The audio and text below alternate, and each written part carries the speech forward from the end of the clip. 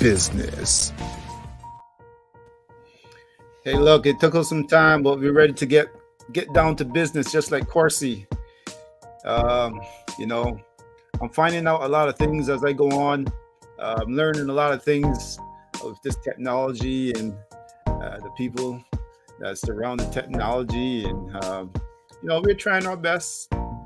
We're trying our best um, as youngsters, but we're gonna get there. We got a guy tonight who I'm really curious about. I saw Phil popped up a few years back, and I remember me and some guys, we had this conversation, and one of my friends, we were like, "Who's Phil?" And lo and behold, I did some research, and there was Phil, being down there for many years, doing his thing as a trainer, and it looked like he caught a good break in 2019 and caught the eyes of quite a few people. Now I got him backstage, but I don't know what exactly happened. He seems disappeared again. Phil, are you there? Well, he's kind of in the dark there a little bit. I'll wait, give it a minute and see if he pops up, and bring Phil to the stage and let Phil uh, talk about his experience and what he's been doing. In the meantime, while I wait for Phil to appear again, I will try my best to fill in the space. Talk about something else. Maybe I'll talk about the Gold Cup, but I'll probably leave that the Gold Cup down in Barbados. But I probably should leave that for another day and let some other people who know what they're talking about talk about it. But in the meantime, Phil, are you there? Where did you go? Phil is becoming like uh, a mysterious kind of trainer.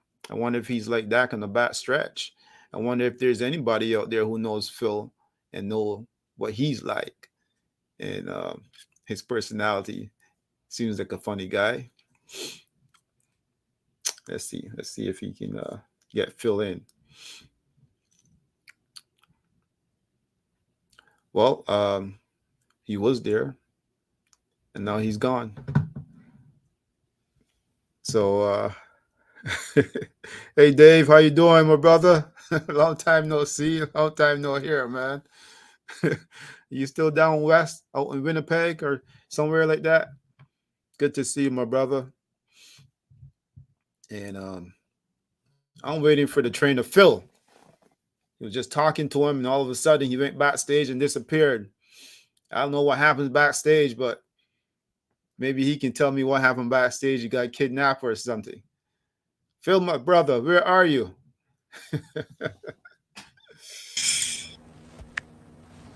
Phil? Phil? He's out in the dark somewhere. Can't see him. So I think let's give it a minute, see if he comes back.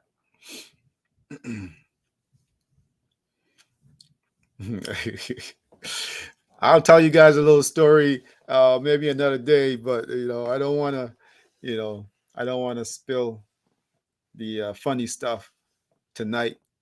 Um, but I'm working with all these youngsters, and technology, and technology is a bit challenging sometimes, and you know, I guess you got to play with it a little bit more for it to work and work properly.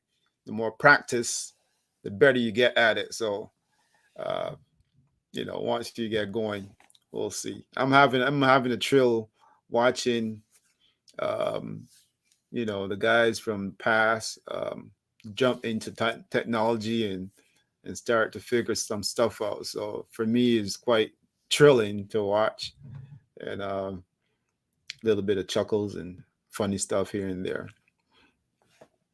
I'll just fill in the air and wait for him, my friend Phil, to come back. But I'll tell you something. One thing that I learned over the weekend after watching that Gold Cup down in Barbados is that life is funny the way how things go. And I'll bring him in now. Let me just start rambling and bring Phil in. Uh, Phil, once you set up, are you ready to go? Give me the thumbs up and you're ready to go, and we'll go. Okay, here we go.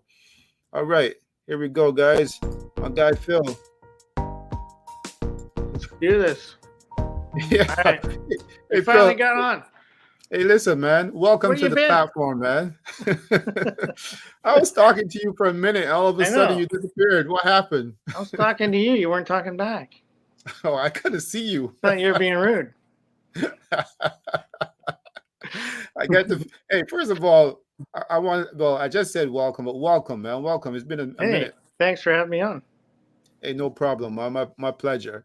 I want to ask you this question. Are you American or Canadian? Canadian. Canadian. Yeah. And and to be honest, this tells me a whole lot. This is typical Canadian right here.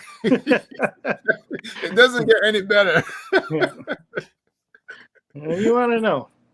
Hey, look, man. Are So you? Where are you? You're Barbados? I was born in Barbados, and I Right. spent several years here in Toronto. So I spent most of my life here in Canada, All but right. I'm definitely Barbadian. Uh, Born and raised in Barbados. Born and bred. All right. Born and bred. So you got your papers. Yeah. um, so whereabouts are you from in Canada? Good question.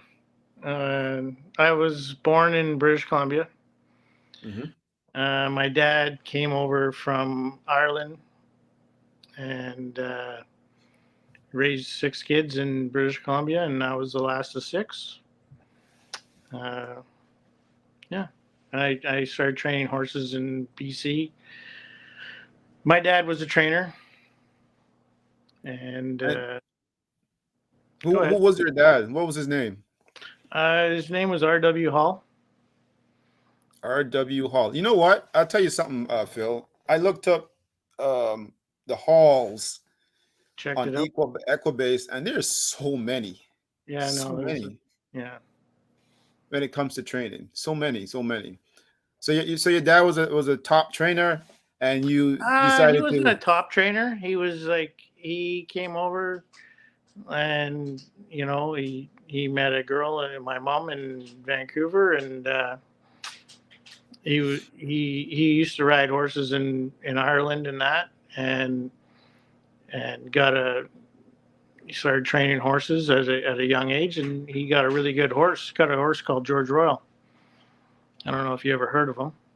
No, He, well, school me on it. School me on it, my okay, I'll friend. school you on it. George Royale was born the same year as Northern Dancer. Cool. Northern Dancer, you heard of him? Oh, who haven't? Okay, well, uh, he, he was a pretty good horse, Northern Dancer, but George Royale was a pretty good horse too. And if you look him up, he won the Canadian International 2 years in a row, won the San Juan Capistrano 2 years in a row, all grade ones. He was the first horse to fly across Canada in the 60s. Yeah, so that was one of the horses that I grew up watching. Well, you touched on something there, and you touched on the fact that your dad came over from Ireland, and I can't help but notice the wonderful, beautiful connection with Irish horses and Irish horsemen and the races. Can you touch a little bit on that and what that means to that country as well, horse racing? I went to Ireland with my dad, and we went to the races, and like I have a lot of family over there, like cousins and everything, and yeah, no, there is a lot of history there with the thoroughbreds for sure. Because Um, when we watch the races and we see like an Irish horse, most of the time you say it's gonna do well. I was always curious of why an Irish horse would do well compared to the other horses and do really well. they have good breeding, really good breeding. Like they have good stallions, they're good brood mares, and they know what they're doing.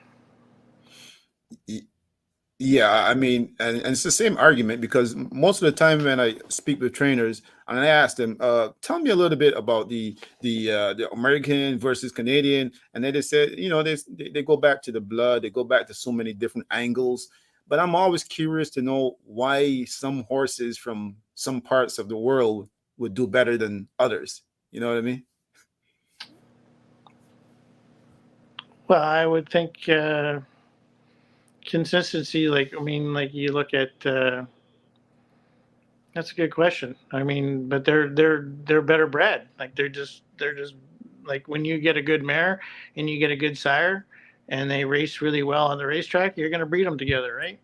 Yeah, definitely. Right. So they, the money is so big in the states and wherever it's going to draw the best breeding too, right? Yes, definitely, definitely. I mean, and that angle is definitely true, because all we got to do is go back and we look at all the past horses and how well they perform, and now they're babies, and people still talk about the grandfather. They talk about the father. So they do really well. The whole connection of the bloodlines. You Oh, know. for sure. It's got a lot to do with it. Well, speaking of bloodlines, I guess you're coming through from your father, so your bloodline is running pretty thick. Do you have any kids involved in the racing as well? My daughter gallops all my horses. She does a lot of the work at the barn, and she's a big part of it for sure. Now, now, like I was saying earlier, I remember back in 2019, I think me and a couple of buddies, we were watching the races, and one of my buddies, he's like, "Who is Phil? It's Phil Hall." Because we kept seeing your horses pop up, and we keep seeing you winning, and it's like out of the blue, there you were. And do you care to share a little bit about what happened in 2019? Because you had such a tremendous year. What happened in 2019? Was that the COVID year? And that was a year before COVID. Uh, yeah, no, I was rolling. I mean, I had a lot of horses. I was up to about 50 head. Uh, I had good owners, really good owners, supported me, and then COVID came.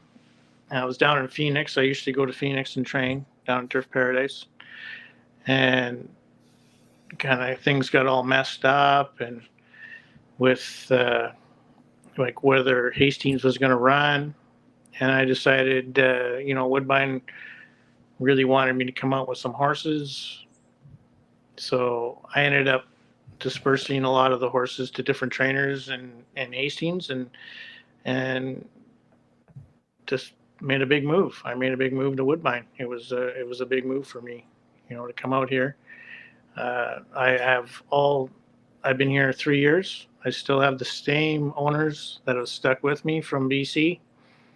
I haven't picked up one owner from Ontario, which is fine. Like I'm not expecting that, but uh, I just made a big move that to come out here, Now, and I'm not regretting one bit of it. Like these people everybody has treated me very well at Woodbine. yeah, well, that's good to hear, because I met good I know people. making a move like that, you had to really think about it and say, "Hey, look, this is No, I is had to either pack now or up never." everything, and when I came out, they put me in the detention barn, like over in for international horses. Hmm. Where the horses come in from Ireland and everything. So I was stuck over there for 2 months. I never talked to anybody on the backside because of COVID and everybody. I was like isolated over there.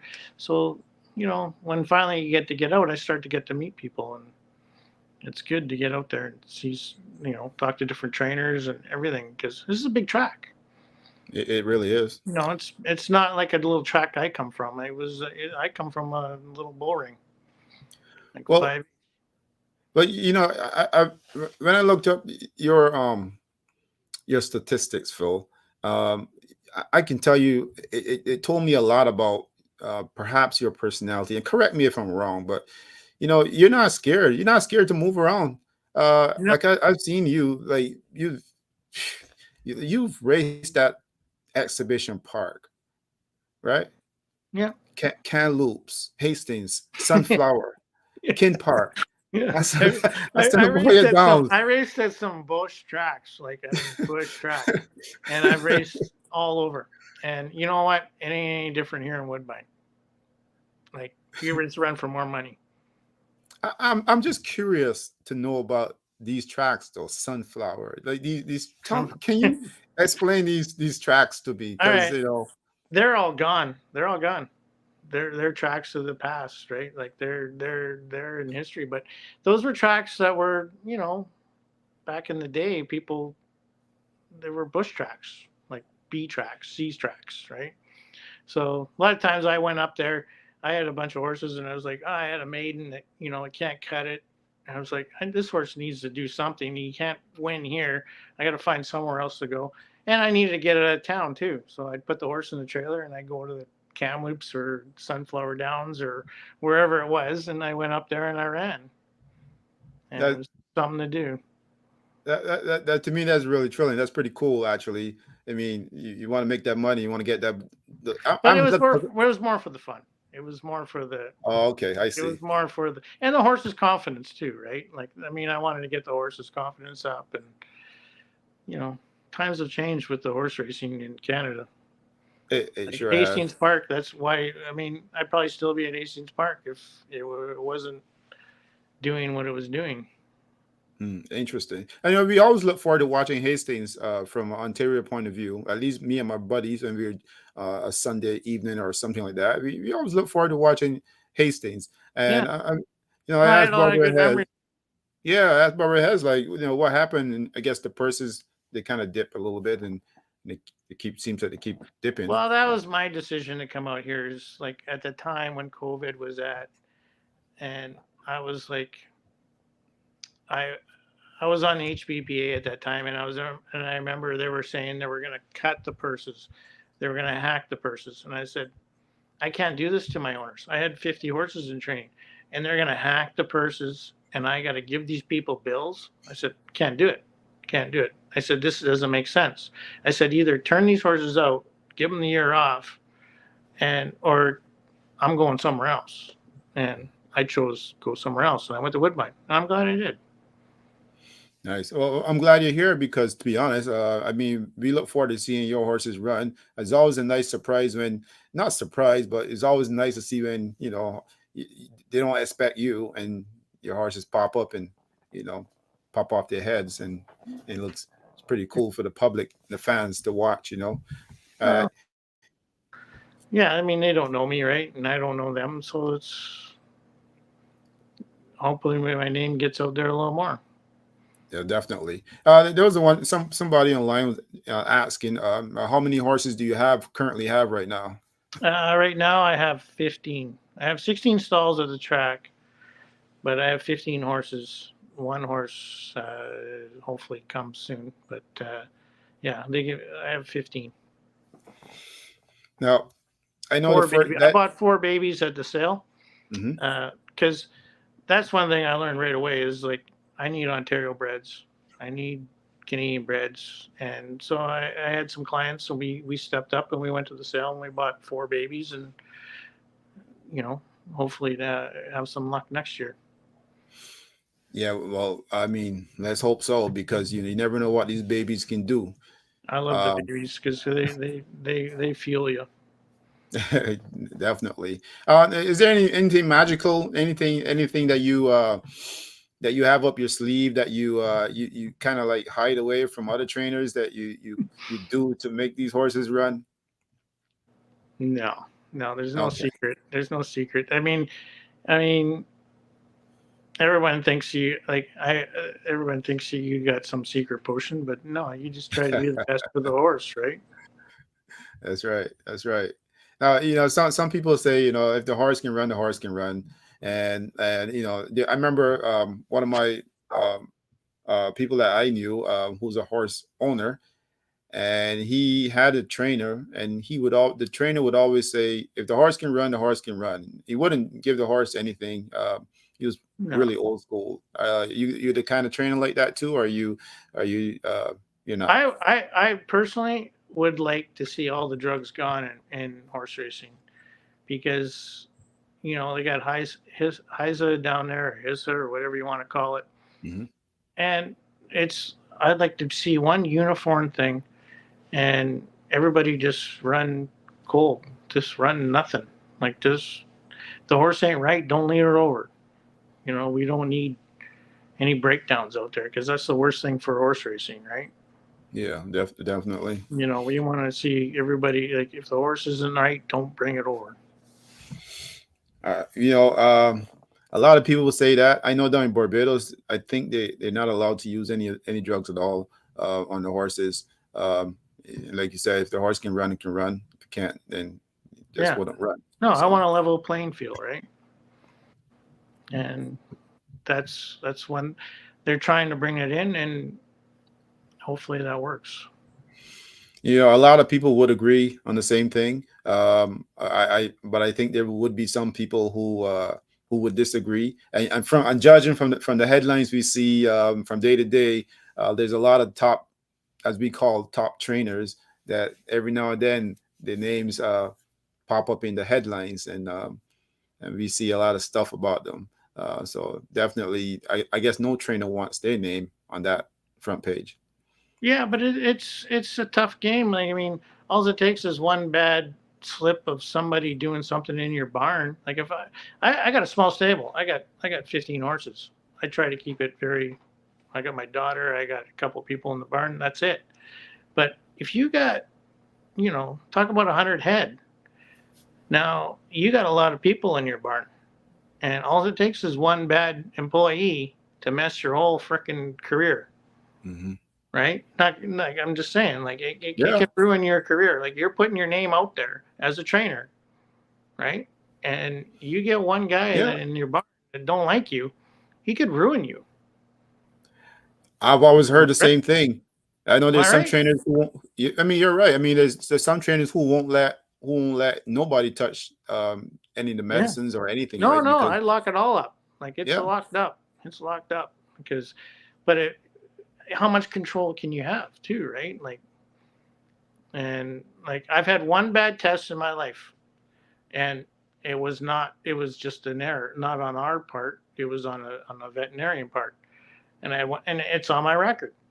But I mm, had one bad test, and I did everything by the book, did nothing wrong. But it's on my record. I had one bad test for like something stupid, right? And I didn't mhm. do anything wrong. But that's why I always like, just, if I can run on this, I ask the vets, can I run on this? Yes. Okay.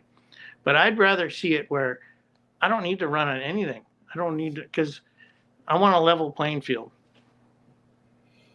That's my. Now, well, But there's other guys that'll push the limit, right? They push the limit. like push the limits with what? Like, what is it that they're pushing the limits with?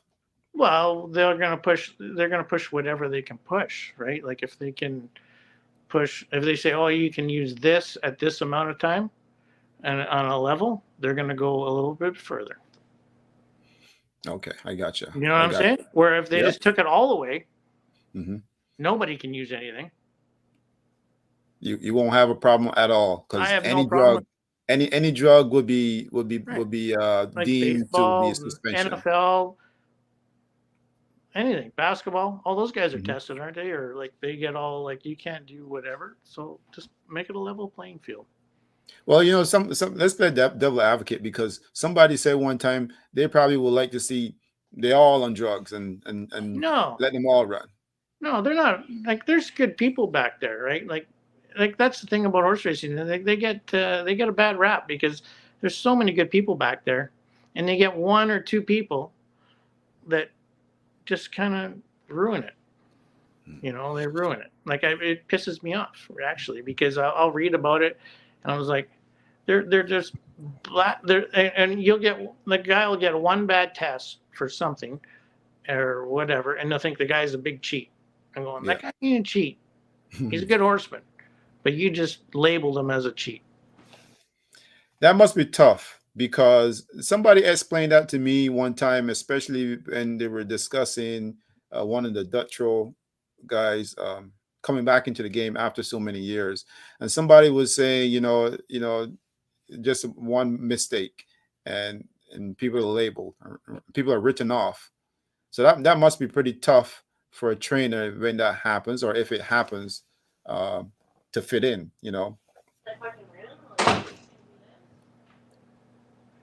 Did you get to hear what I said? No, sorry. Go ahead. Oh, I was saying, no, I was doing a comparison. I was saying, somebody had pointed out to me that, one of the trainers had gotten a bad test and was suspended for many years, and now he was written off from the horse racing world, and people will label him as a cheat and as this Yeah, and as yeah, yeah, that.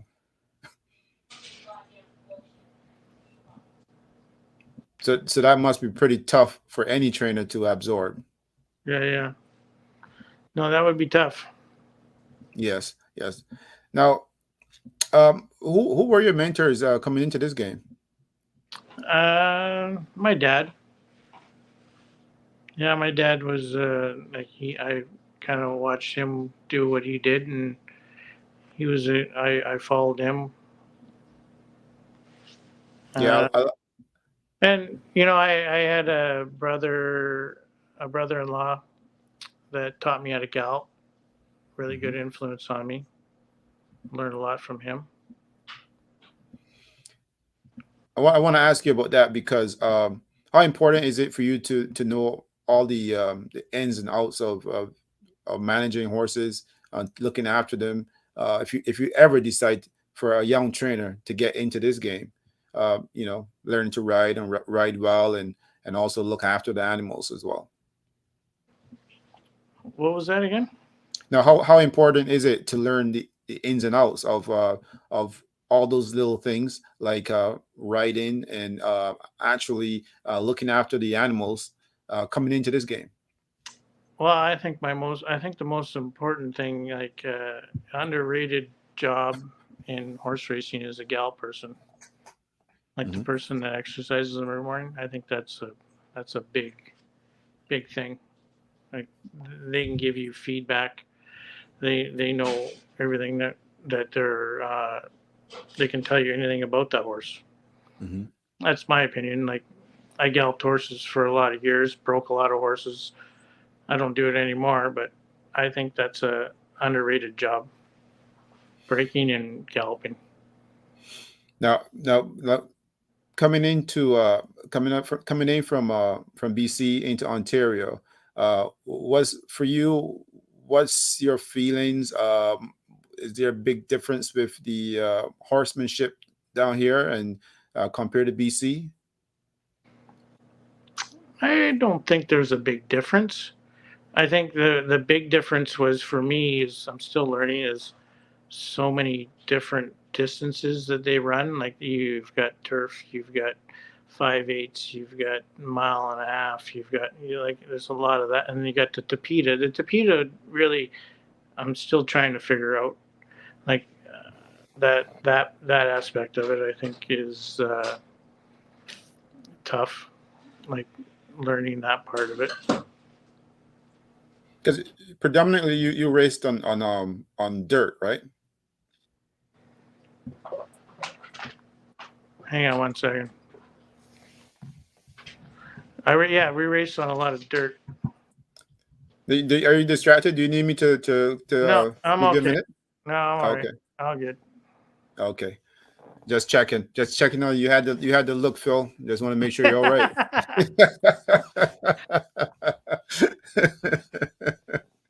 All right, what was the question again? Yeah, so predominantly you raced on dirt, down west.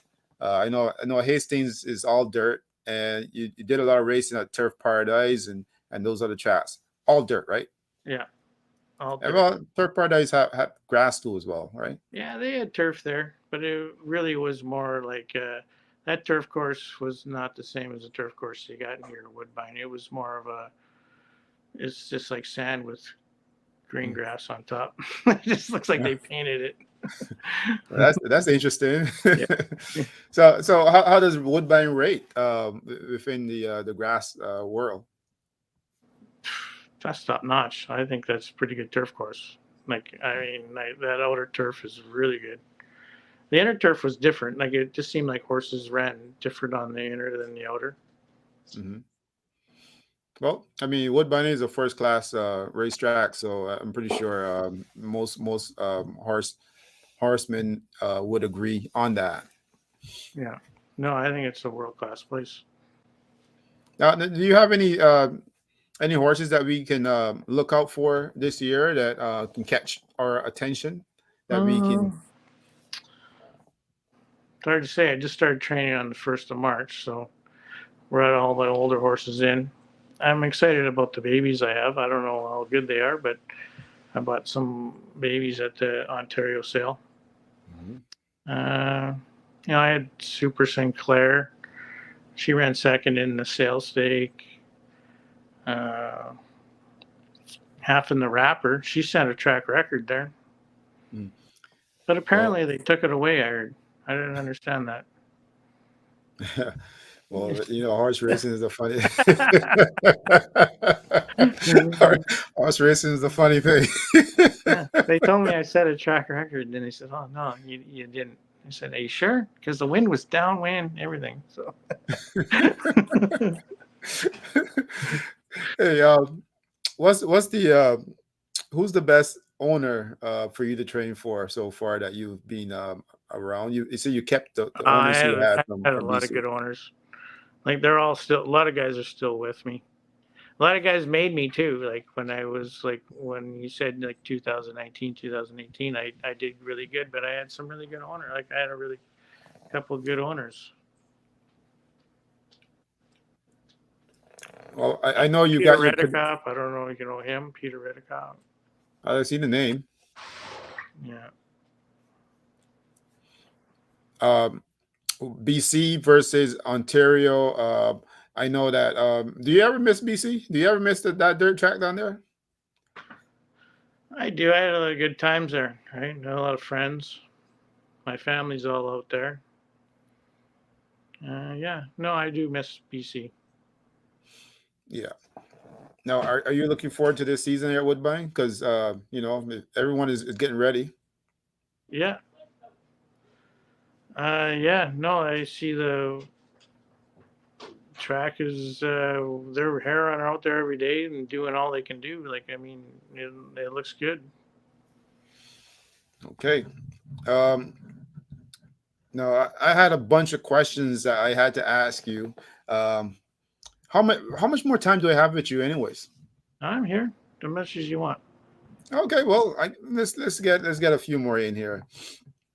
Now, before you, I know your dad was a trainer, and before you started training for yourself, did you get involved in the racing, like doing like some grooming and that kind of stuff? Uh, I grew up on a farm. My dad we had like 160 acres, and we had a big farm with a lot of horses. I grew up doing that, but I wasn't really into the horses when I was really young. And I don't know, when I got about 15, 16, I wanted to be a horse trainer, and I decided to quit school. Parents weren't really happy about that, and I remember my brother-in-law taking me aside. He says, "Well, if you want to do it, I'll help you." And he taught me how to gallop horses, and you know, I did a lot of galloping. I rode some days 45 horses a day, right? And Oh, it was a lot. And I did that, and then I started break. I did a lot of breaking. Started trying to get my training career going, and it got going. I was doing okay, and I moved across Canada, and I ended up in Fort Erie. Raced there a little bit, and then I got a call from a big breeding farm in BC. They wanted me to come manage their farm. So I ended up managing Canmore Farms for about 5 or 6 years. Handled some really nice horses, like good stallions. Like I don't know if you remember Regal Intention, hmm. Stephanotis, some Yeah. nice horses, right? Like, and they were good studs. Then I got the itch again. I was like, you know what? I want to get back training, and I went back training. I always heard trainers talk about that itch, For people who are not involved in racing, they don't mean an itch with a cream. Do you want to explain that itch? You don't need cream for this itch. What is it you need for that itch? I don't know what that means. Ah. I mean, I'm a lifer. I'm in this for the long run, right? It's not for everybody. This game, like Yeah.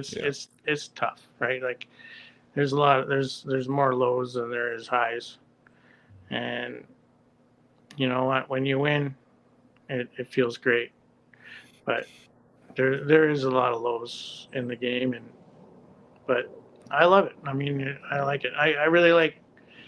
You know what I like is going to the sale, trying to pick out a horse, and developing it, and making to the races, and watching that horse run. Anybody can claim a horse, anybody can do that kind of stuff, but I get more enjoyment out of doing stuff like that. I've always heard that from other trainers as well, and they're very happy and excited to see their horse run and the development of the horse. So I completely understand. Do you have a bucket list? Do you have a bucket list of races that you like to win? Bucket list, jeez. Yeah, the next one I enter.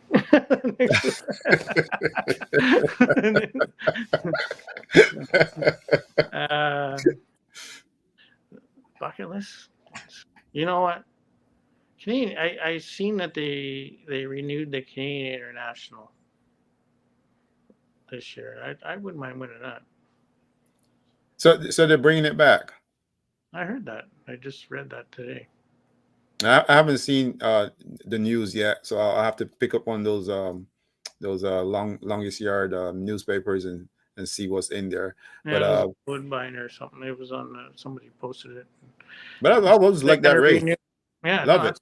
that was a big race in the day. Yeah. I just love that time of the year when it's damp and a little bit cooler and horses coming in from different angles. I just love that day. It's always a good day. So maybe you can get one in there. That would be nice. Yes. Anyone that's involved in that kind of caliber racing is always a great opportunity. Um, your 2 year olds. Looking forward to those run. I definitely will be looking forward to seeing your horses run this year. I know at one time I saw a lot of guys that were unknown as well, and you put them on your horses, and it was always good to see the connection. Like I think you had Kevin Nichols on some of your horses Yeah, back in yeah. those times, Yeah. uh, and a bunch of other guys too as well. Well, is there one jockey that you use more often than the other? I don't know. I like when I came out from BC, the first, like I said, I was stuck over in that quarantine barn, and I didn't know anybody here. Nobody here, and I just they were the first two guys that came into my barn. Like a few guys that came in. That's good. I mean, to be honest, hearing that from you, it would indicate to Rocco, me I that remember Rocco. Like, Rocco Bone. yeah, well, yeah, I he rode for you down in BC as well. He started out there. Yeah, No, yeah. what was he like back then? He's a cool guy. No, he's still a pretty cool guy, actually. Still a pretty cool guy. Um, you're telling me off the air that you were down in Barbados recently? I was there a couple of years ago. Oh, a couple of years ago. Yeah, And were you there for racing or for? I just went for a holiday. Oh, okay, I see. Yeah, I it see. was. I think it was like COVID time or whatever, and they were letting people travel. So I just said, I had nowhere to live at that time, so I said, "Oh, I'm going to go ahead and head down there." Yeah. I mean, like I said, I get the feeling you're not afraid to travel. You just pick up and go, man. Um, How is it important? How important is it for the people involved in racing to understand about the back stretch and what the people back there do? No, they're a big part of it, and everybody back there, they work hard. Everybody, they work really hard. I mean, I you couldn't do it without them. Everybody, like all the grooms and the hot walkers to the gal people, you couldn't do it. Now, I want to ask you something. Maybe I don't know if you have an answer for this, but recently I saw in the news one of the jockeys, Chantel Sutherland, and she made a statement about perhaps capping the bigger trainers at the tracks. Right. You think that's a good idea?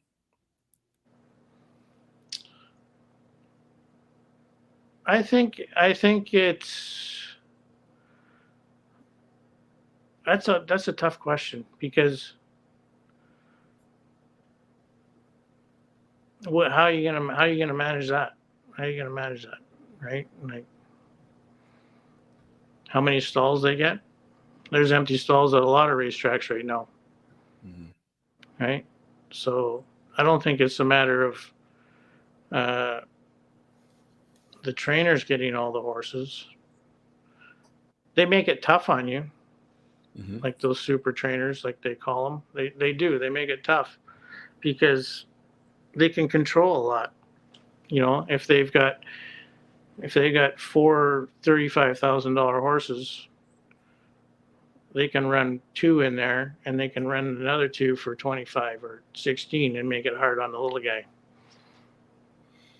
Uh, They do make it hard on, and it hurts racing. It hurts racing. You know, So I agree with it. okay. I mean, one of the trainers told me that you know it's a patience game. They told me it's a matter of just their time will come. Um, do you think that that time sometimes never comes for some trainers, or do you agree that it's a Hard. patience thing? I'm telling you, it's not an easy game. Nothing's handed to you in this, and it's tough. Like you really gotta work at it, and think you got a lot of luck, right? Getting horses and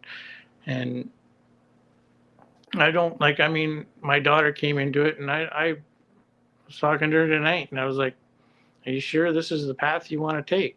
Like, she pretty well runs my barn, and I was like, "Are you sure this is the way you want to go in this industry? Because it's not trending the right way."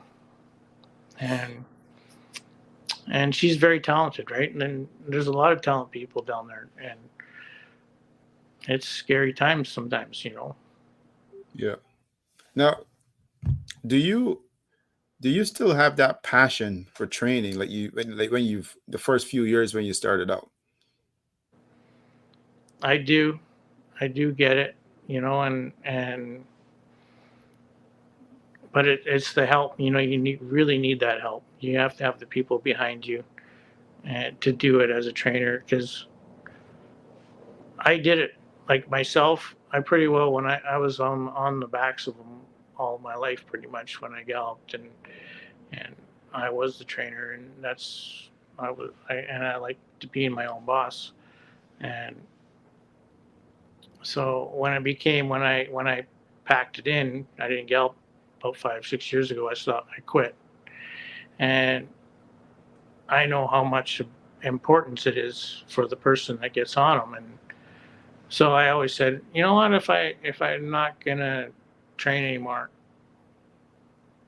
I really need somebody that's gonna know, like I'm getting on them, knowing what they give me the feedback because Right. I hated standing on the rail watching stuff that I didn't like, right, and it bothered me, and sometimes I just want to put the boots back on and go out. Well, I mean that's really interesting because having a feeling for the horse to know exactly what the horse Yeah, can give you. I guess all those things, right? That's what you're talking about. you're getting feedback, right? Like Yeah. that's yeah, they're the one driving the car. Now, Yeah, and is it tough to hear to make that judgment between what a writer is telling you compared to what you want to hear or what you don't want to hear? Because sometimes you figure that you're probably not hearing all the right things. Is that how it feels? sometimes they're just telling you what you want to hear, and that's not what I want. I want somebody to give me honest feedback. They say this horse ain't right. Tell me, right? Yeah, I mean that's important too as well. Yeah. Um, I guess the clock doesn't lie as well too. So I mean that helps. When you're clocking horses, Yeah, yeah. I mean, if you put the horse out there in the morning and tell the rider to take the horse out, and if yeah, it's not doing its thing, that can give you an indication. yeah. I don't go much on the clock because unless I'm clocking on myself. That's I mean, that's important, not to give them all. So I agree with you. The clock is not always not the at least the clock in the morning is not always the important visual, clock. visual, visual is good too. Like when you're watching horses, like Hmm. just the visual aspect of a horse finishing up in a work and stuff like that. That kind of gets me excited when I see one, and when they come back to the barn, I was like, okay, this horse can run, right, or can't run. I had Now, a horse, I had a horse called Summerland, and she's probably the best horse I ever trained, and she had a breathing problem. But when she was two, there was a yearling. Two, I got her as a 2 year old. She was a freak. Like she was just a freak, and like it was all we could do. And the gal boy that was getting on her was I was like, we breezed her one day in Phoenix, and I was like, she worked in like 24 or something like that, and we didn't register it. It was just like just let her run an eighth of a mile, and I clocked her in the grandstand. I was like, holy shit, this thing can run, right? And I was like, okay, just slow this thing down. I said, she just wants to do everything too much. Like she was like a 3 or 4 year old. And when we got her to Hastings, we ran her, and I got her into a race, and I had a whole bunch of 2 year olds that year, but she was like a freak. And when first time we ran her, she and I, you don't know until you run them. Like I mean, you make you look like liars sometimes, right? But yeah. we definitely liked her. We definitely liked her, and I never forget. And I was like, oh man, I think this filly's all right. And so we're walking over, we're leading her over. It's Hastings Park, and all their betting machines shut down. Everything shut down. And I had a couple of buddies walk in. And they go, "Do you like anything today?" I said, "Yeah, I really like this 2 year old I got in today." I said, "I think she can run a little bit."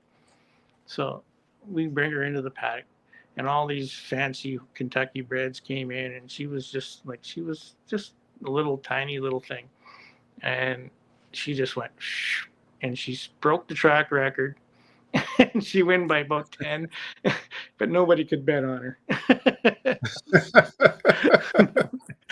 That's a really Anyway, she good went on to story, win. actually. She went on to win like a whole pile of stakes. I don't know. We won a bunch with her.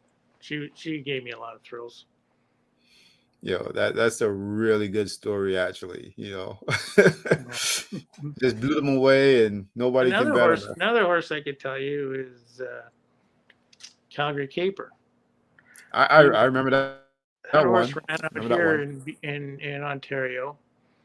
Ran for Peacock, and Lance and Kim bought the horse. The daughter of Keep Peacock bought Calgary Caper. Anyways, they ended up sending him to me in Vancouver. He did good, and I ended up running him. I think I ran him for 12.5 first time out or something like that, 16,000.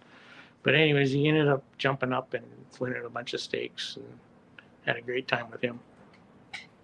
That's interesting that you say that because sometimes I see the horses. There was one horse that came from BC actually, end up winning the I think the Queen's Plate with Justin Stein.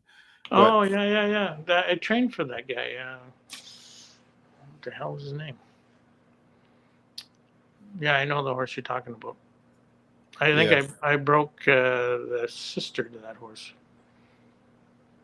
the funny thing is that we see these horses coming from BC, and the purses are lower, much lower, and then but we can see that the horses can run, and when they come here, man, they can run. These horses they fly. They're good horses, you know. Like there's guys out there like the breeding has gone down, but there's still guys there that you know they bred good horses.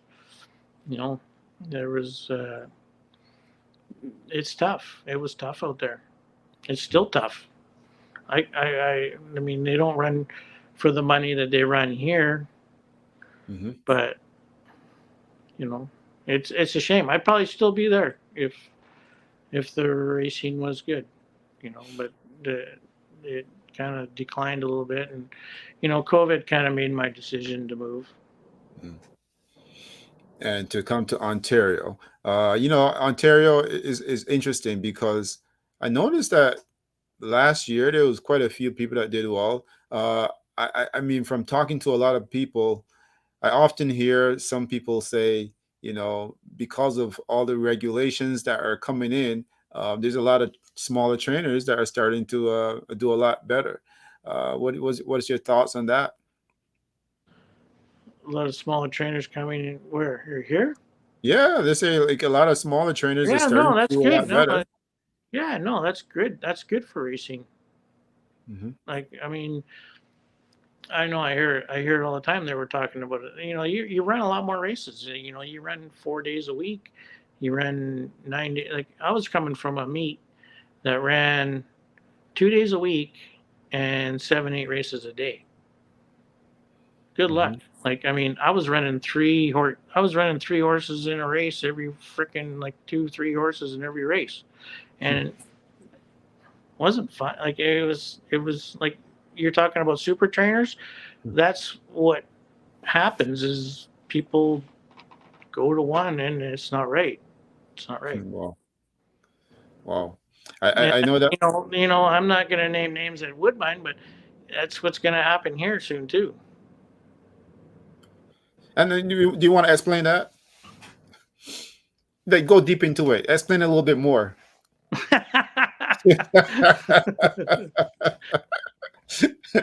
You got some horses you want to give me, or Oh, I don't have horses. I know people who got horses. I don't have any horses. yeah.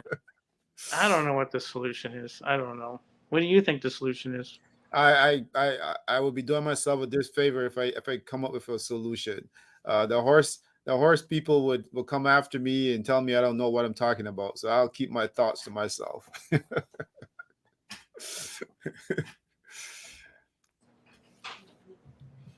All right. Well, I'll give you one more question, and I'll let you go. I think you may have Yeah, to I got to go. get going. Okay. Let me ask you one more question before you go. What's the best horse that you've seen run in your short career as a trainer? I was gonna say Flightline has got to be the best horse I've ever seen. Yeah, Like at least in that. our times, right? Yeah, I mean, there's some good horses. I mean, but that horse was a freak. Like, I mean, I don't know how much he. I mean, he didn't run a lot, but when he did run, he was very impressive. He blew me away. I haven't seen Well, anything like yeah, that definitely was a great one. I'm really glad to see, to be able to say that I witnessed that horse in my time at least. So I can tell my grandkids about the horse that. when Yeah, that time come around. yeah, yeah. Phil, I look forward to seeing you on the back stretch this year, and hopefully I can bump into you, man. All right, buddy. All right, thanks for Thanks doing for the this, interview. man. You Okay. take care. All You right. too. All right. Bye. Phil, quite interesting and pretty cool guy. Um, Pause that. So Phil, it's really interesting to see that he came up from BC, and I saw his name popped up in 2019, and he started doing really well. Like I said earlier, there was a bunch of people who were asking me, uh, who is Phil? Who is Phil? And what is he?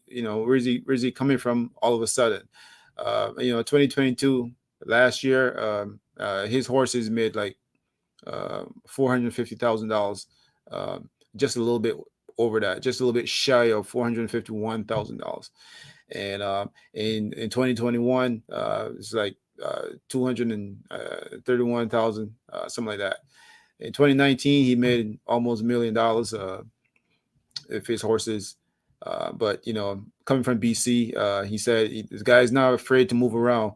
He's raced at many different tracks, man. I've seen the tracks like we talked earlier, and these were tracks that I kind of forgot about because he was down at Exhibition Park, Kamloops, Hastings, Sunflower, Kin Park, Assiniboia Downs, Fort Erie, Turf Paradise, Century Downs, Tampa Bay, Woodbine. Uh, he ain't afraid to move around. Some guys just go from Woodbine to Fort Erie, Tampa Bay, and Gulfstream, those tracks. But this guy running his horses at $2,000-3,000 purses and still managed to do pretty okay.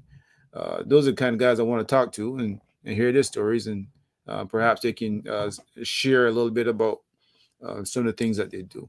Anyways, that was Phil, and that was my time.